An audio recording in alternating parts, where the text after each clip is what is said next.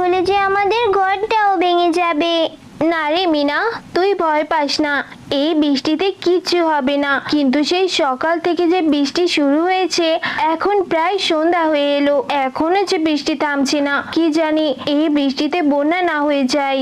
ও মা, বন্যা হলে কি হবে? বন্যা হলে কি হয়?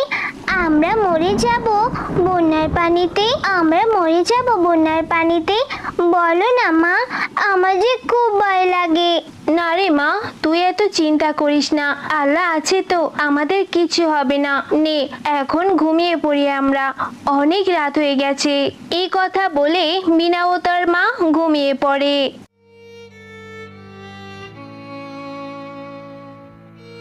আরে আরে, এই কি অবস্থা! এই তো দেখছি আমাদের ঘরের মধ্যে পানি ঢুকে গেছে। মা মিনা, ওঠ না, এই দেখ আমাদের ঘরের মধ্যে পানি উঠে গেছে। ও মা, সত্যি তো দেখি বন্যা হয়ে গেছে। এত পানি দেখে যে আমার ভীষণ ভয় লাগছে মা। এই পানি থেকে আমরা ডুবে যাব নাকি? কি করব আমরা বলো?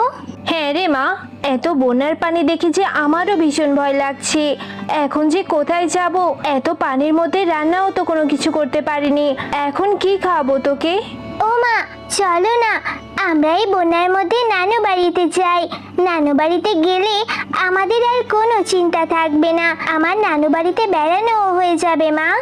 আরে তুই পড়েছিস নানু বাড়িতে যা নিয়ে, এই পানির মধ্যে ঘর থেকে বের হব কি করে? এত পানির মধ্যে নানু বাড়িতে কিভাবে যাব? কি জানি গ্রামের অন্য সবাই কি করছে। চল তো ঘর থেকে বেরিয়ে দেখি বাইরের কি অবস্থা, গিয়ে ঘরের চালে আশ্রয় নিই।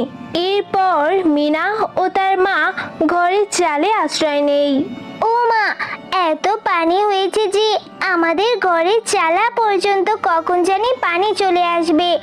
আমাদের যদি বন্যার পানিতে ভাসিয়ে নিয়ে যায় মা। তুই চিন্তা করিস না মা, তোকে নিয়ে এত পানির মধ্যে কি করে বের হব বল? তুই এখন বসে থাক, আমি দেখি যদি কোনো একটা ব্যবস্থা করতে পারি। ও মা, তুমি আমাকে রেখে কোথায় চলে যাবে? আমার যে এখানে বসে বসে ভয় লাগবে। তুমি কোথায় যাবে মা? আমাকে ছেড়ে যেও না। তুই ভয় পাস না মা, এই বন্যার পানির মধ্যে তোকে যদি আমি নিয়ে যাই, তোর ডুবে যাওয়ার সম্ভাবনা আছে। আগে আমি থাকার মতো একটা জায়গার ব্যবস্থা করি, তারপর এসে তোকে আমি নিয়ে যাব মা। আচ্ছা ঠিক আছে মা, তুমি যাও, তাড়াতাড়ি একটা ব্যবস্থা করে আমাকে নিয়ে যেও।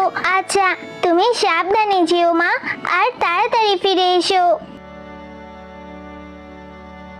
বাঘিনী ভাবি, আপনি আমাকে আপনাদের বাড়িতে একটু আশ্রয় দিন।